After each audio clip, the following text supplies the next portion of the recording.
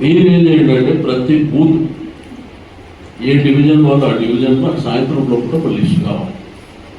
ఒకటే పేరు, అది మన కార్యకర్తనా నాయకుడా ఎవరైనా పర్లేదు, ఒక బూత్కు ఒకటే పేరు. దాంతోపాటు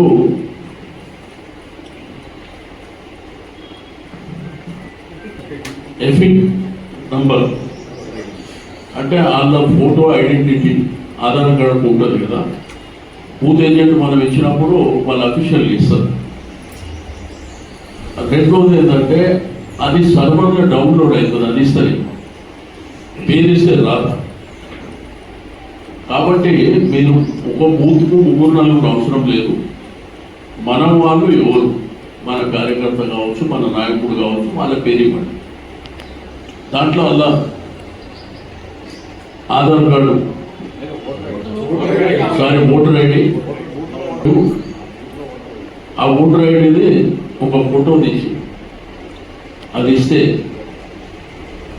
వాళ్ళకి ఏంటంటే ఫస్ట్ నుంచి ప్రాసెస్ చేస్తారు కాబట్టి టైం కూడా లేదు. కాబట్టి మనం వెంటనే వాళ్ళకి సబ్మిట్ చేస్తే, మీరు సాయంత్రం లోపిస్తే రేపు సబ్మిట్ చేస్తాం.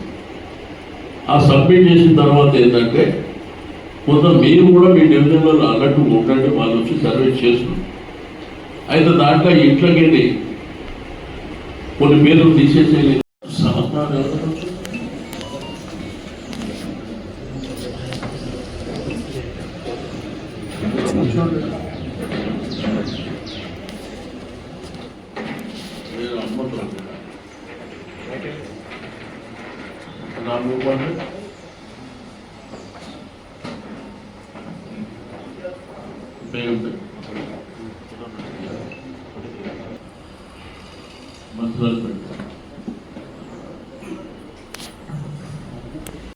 తీవ్రంగా ఉన్నాయి.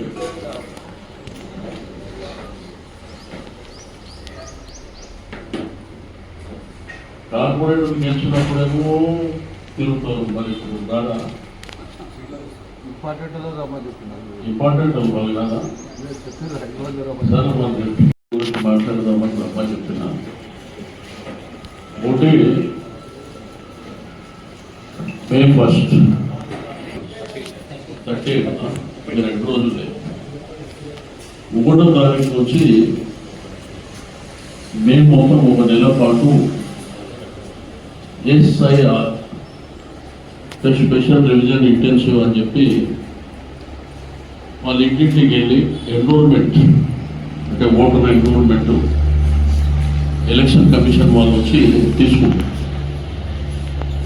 అయితే దాంట్లో ఏంటంటే 2002 నుంచి తీసుకుంటారు.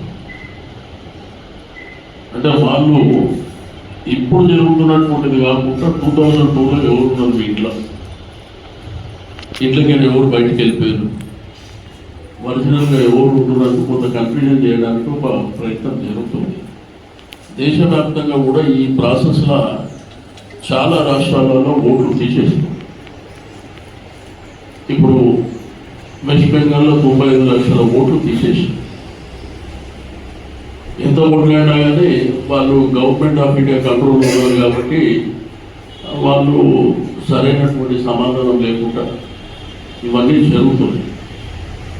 అయితే మీరు లాస్ట్ టైం అసెంబ్లీ పార్లమెంట్లో ఎవరైతే బూత్ ఏజెంట్లను పెట్టిందో ఆ లిస్టు తెప్పించడం మీరు ఎవరైనా తెచ్చారా? ఇచ్చారు. నాకు బడ్జెట్ వచ్చింది మీది 14 నగర్ వచ్చిందా? అయితే దీన్ని ఏంటంటే కొంత జాగ్రత్తగా మనం డీల్ చేయవలసినటువంటి అవసరం ఉంటుంది. అయితే ఎలక్షన్ కమిషన్ దగ్గరికి మన వాళ్ళు వెళ్ళినప్పుడు వాళ్ళు ఏం చేశారంటే మనకు ఆప్షన్ ఇచ్చారు, అంటే మీరు బూత్ ఏజెంట్ పేరు ఇవ్వండి, మా వాళ్ళు కోఆర్డినేట్ చేసుకుంటారని చెప్పి.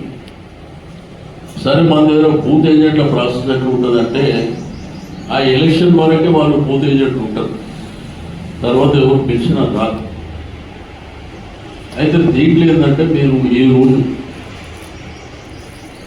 కొంత సీరియస్గా ఇంటికి పోయిన తర్వాత మన దగ్గర ఇచ్చిన దాంట్లో ఏంటంటే ఒక్కొక్క బూత్కు 4 పేర్లు